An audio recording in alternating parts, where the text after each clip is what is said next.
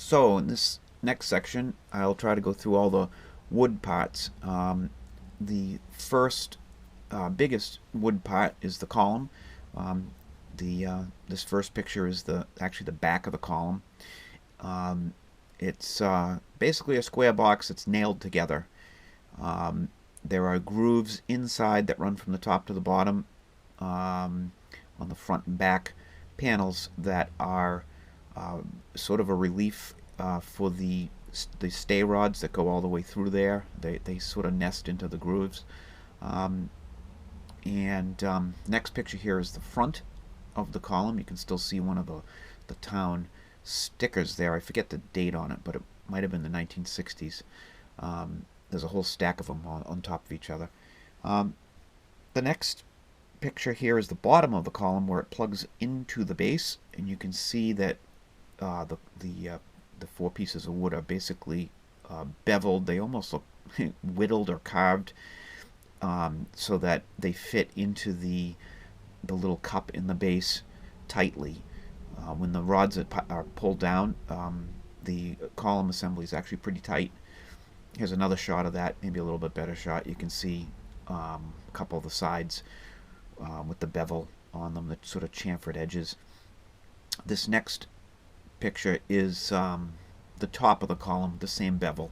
The same idea that there's only two boards here that plug in to the top cap, but they're both beveled, the front and back. And here's a side view of the same thing. You can kind of see the bevel. This next picture is the up at the top of the column, the access area that you have for the adjustment of the beam. It sits inside of here. Next up is the top view of the cross beam. You can still see on it is the pivot bracket for the drop lever, and also the hook for the drop lever at the end. A few of these scales that have the drop levers that I've seen out there, the hook has been missing. There's just one screw that holds it in. Maybe they get loose, and they end up losing the hook. Luckily, this one has stayed with the scale. So moving to the platform, inside under the platform, there are little blocks of wood that are in pockets in the cast iron. And what they did was the platform boards, sit on top of the platform. Screws went through into these little blocks, and that was how the boards were fastened to the platform. So to take the scale apart, you unscrew those screws and lift the boards out from the top. So here is a side view of one of those blocks. You can see how the ends were sort of whittled to fit into kind of a V-shaped notch. The next picture shows the top view of that same little block of wood. You can see the screw holes. And then there are two more shots of the same coming up here. Here's the other side. And then here are the two blocks sort of together. You can see I backed away enough to get them both in the picture. The next picture here is all the boards from the platform. I kind of just laid them laid them in a row here. They're in pretty tough shape. It's seen a lot of use, but they were sort of splined together. If you see this next picture here, they're not really tongue and groove boards. They're sort of a spline and groove. So each board has a groove, and then they made a spline that fits the groove and runs the whole length of the board. Don't know if they might have been glued, possibly. I don't know. Next shot also showed up in the painting area, but the bottom was painted this burgundy, as I had mentioned before. So next section is the frame underneath, and the first picture here is the outside of one of the side rails. The little half moon cutouts are where the axles go. The three screws sticking out of the top are what hold the iron base of the scale to the wooden frame. Um, this next picture is the other side. It's the same basic thing. It's just the opposite side. Um, this next shot shows the end of one of those boards, and the sort of tapered joint that they made to mate it to the cast iron. It's kind of a cool joint. It keeps it really tight, um, and you know when it's put in and the screws are in, there's like no wiggling. They did it was a pretty good design they came up with. And here is a kind of just a close up of where the axle sits. I mean, it's just one of the uh, recesses for one of the axles. Again with the screws there. Um, this is the inside of one of the side rails of the frame, and the part where kind of towards the right of the picture. I'm not sure if you can see it or not, but it sort of was whittled and hacked away so that it would fit into the cast iron pocket. Um, it really looks like they just went at it with an axe or something. It looks like they cut it with a saw a little bit and then just chopped the pieces out, um, and enough so that it would fit in there. Of course, you can't see this; it's inside. It didn't really matter. Um, Next picture is the front part of the wooden frame, and as some of these or a lot of these are, it is pretty beat up. You can see it's cracked in both ends. What happens a lot of times is people push the scale and they run into something, and since this is kind of down low, the scale has a lot of momentum and it just breaks the wood. So luckily this piece was still on the scale, because I've seen some where the whole thing is missing. So it was still on there, but it is broken. You can see it a little bit there, and in the next shot you can really see that it's, that's one end there where it's sort of all splintered. I ended up gluing that and repairing it. But so the last shot is the inside of that same piece of wood, with one of the nails still in it, and you can see the joint they made. It's kind of a rabbited joint to put the two pieces together. Each end was nailed with I think there were 3 nails on each end, 2 going one way, 1 going the other way, and they're square, square nails. So that's all the wooden parts.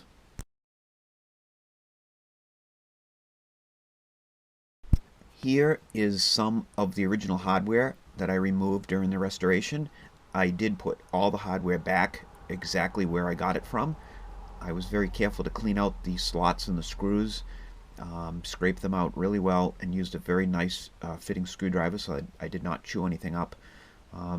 One thing to note, they did not countersink the holes on the axle mounting straps, and they used these flathead screws to mount the axles.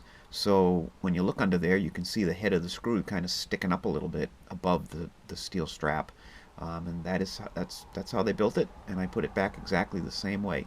I did not take the column apart, so those nails I did not disturb. The nails that are here, along with 2 more that were still stuck in the wood at the time, are from the front of the subframe underneath the platform. I did put the nails all back. I managed to save them all and put everything back the way I found it. So next we have a few pictures of the iron parts of the scale. This first shot here is the drop lever that goes on top. The next shot you have here is one of the wheels. These are kind of unusual. I've never seen this style wheel before on a Fairbanks. Assuming it's because it's a really early scale.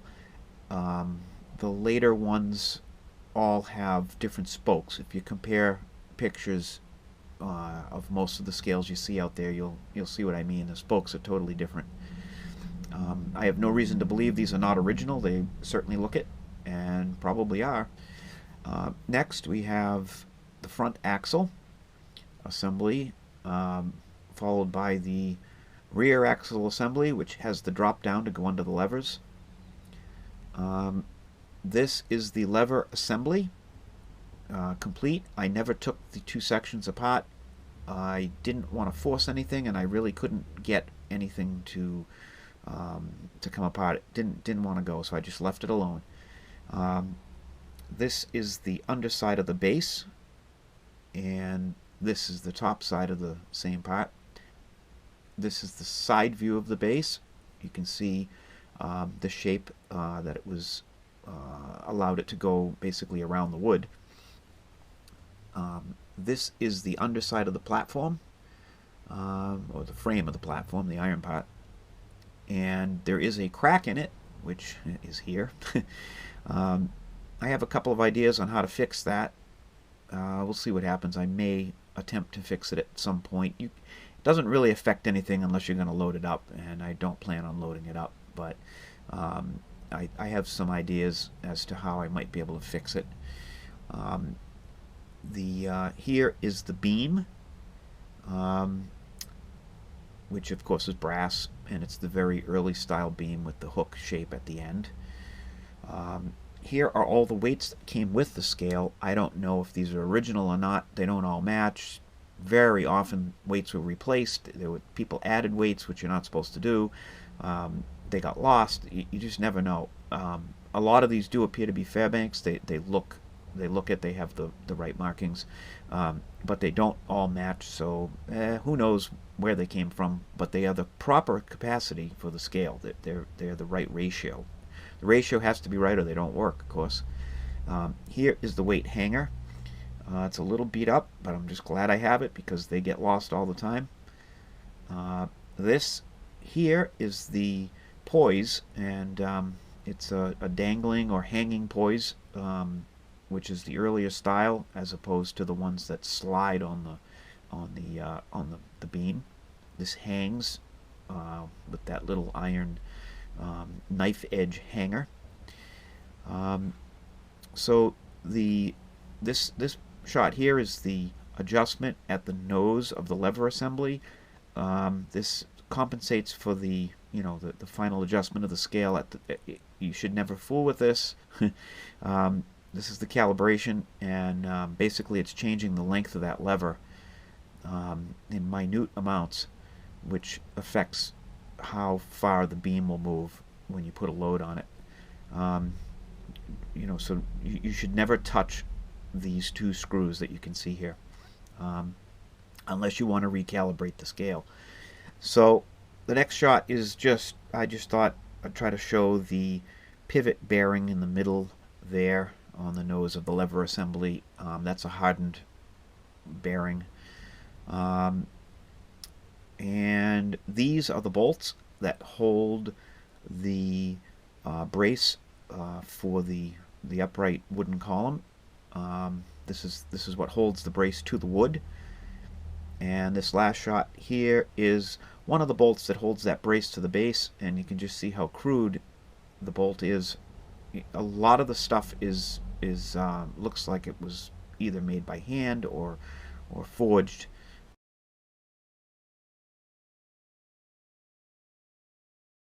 So up next are a few photos of markings that I found on components as I was cleaning things up.